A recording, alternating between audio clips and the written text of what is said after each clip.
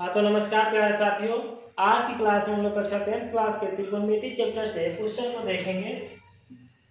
तो क्वेश्चन यह है कि यदि tan थीटा बराबर 3/4 है तो 5 sin theta minus cos theta बटा 5 sin theta plus cos theta का मान बताएं। तो इस क्वेश्चन को हल करने के लिए हम लोग सर्वप्रथम यह देखेंगे कि tan थीटा बराबर दिया क्या है। tan थीटा बराबर दिया हुआ है 3/4।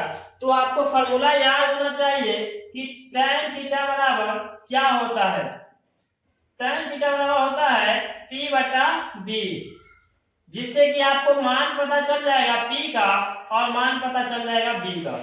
जब p और b का मान पता है तो एक फॉर्मूला होता है कर्व निकालने का। इस चित्र को अगर आप ध्यान से देखें तो इसमें हमको दो चीज प्राप्त है। एक तो हमको P प्राप्त है, दूसरा नंबर B, और H हमको पता नहीं है।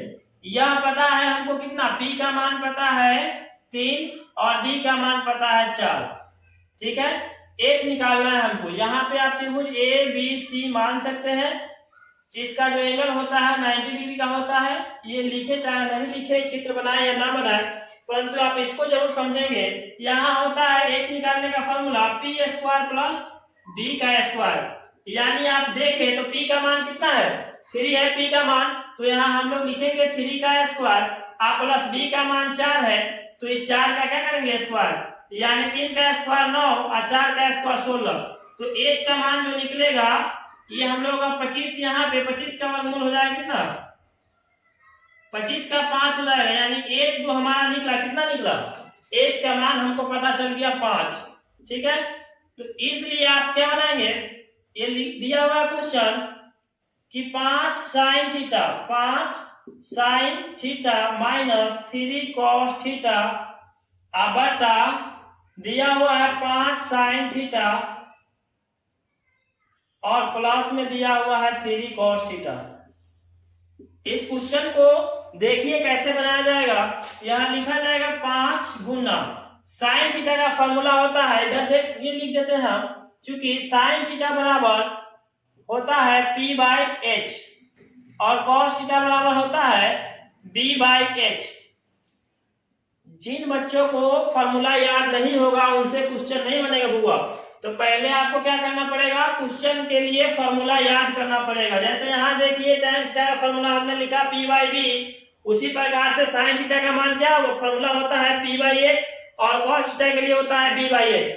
तो आप यहाँ देखिए साइन थीटा दिया हुआ तो क्या लिखेंगे, p/h माइनस यहाँ 3 है तो 3 लिखेंगे और cos थीटा के लिए लिखेंगे हम लोग b/h।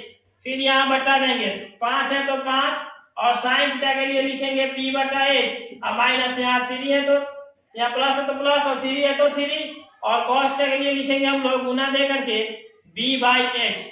अब आपको मान पता है p का, b का और h का, तो आप यहाँ इनपुट करेंगे और मान डालकर गुना करेंगे। 5 गुना क्या हो जाएगा, p का मान देखिए यहाँ दिया हुआ है 3, तो 3 लिखेंगे। h का मान कितना आया है, 5 आया तो 5 लिखेंगे, माइनस है ऊपर तो माइनस और 3 है तो 3। फिर यहाँ b का मान देखिए, b का मान दिया हुआ है 4, h का मान कितना निकाले हम लोग, 5 निकाले हैं तो 5 लिखेंगे बटा।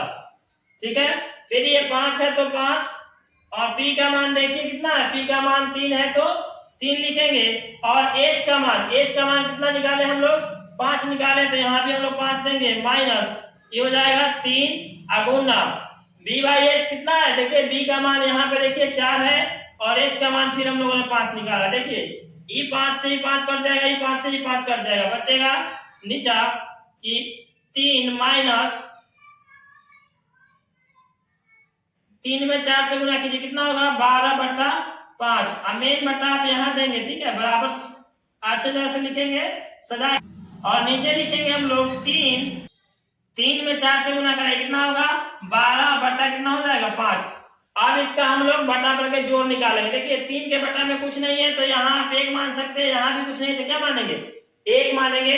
और यहाँ देखिए जब हम लोग इसका बटा करके एलसीएम निकालने के, जोड़ निकालने के लिए क्या करेंगे, एलसीएम निकालना होगा। 1 और 5 का एलसीएम कितना होगा, 5। ठीक है, तो 5 एकम 5 तो 3 पचे कितना हो जाएगा, 1 पचे 5 3 पचे 15 माइनस 5 एकम 5 और 12 एकम 12। अब बट्टा जो होगा मेन वाला बट्टा ये हम लोग ऐसे देंगे। फिर 5 का और एक एलसीएम 5 आएगा और इधर हो जाएगा 5 एकम 5, तो 3 5 कितना हो जाएगा 15 हो जाएगा, प्लस 1 5 5 होता है ना, तो 3 5 15, फिर 5 एकम 5 तो 12 एकम 12। इसको हम जोड़िए 15 में से 12 घटे कितना हो जाएगा 3 हो जाएगा, कितना होगा 3, और बट्टा में हो जाएगा 5। और इसके लिए मेन बट्टा हमारा इधर है, तो ये 15 को 12 को जोड़ेंगे 27 हो जाएगा, कितना होगा 27 को अब बटा 5। इस बटा पर के किसी रूप में भाग के रूप में गुना पर करेंगे तो 3 बटा 5 गुने 27, 5 ऊपर चल जाएगा 27 नीचे आ जाएगा। देखिए इक्वल जाएगा 5 से 5 3 एकम 3 3 नवा 27। आंसर जो होगा 1 बटा 9 हो जाएगा। ये आपका जो होगा करेक्ट आंसर होगा।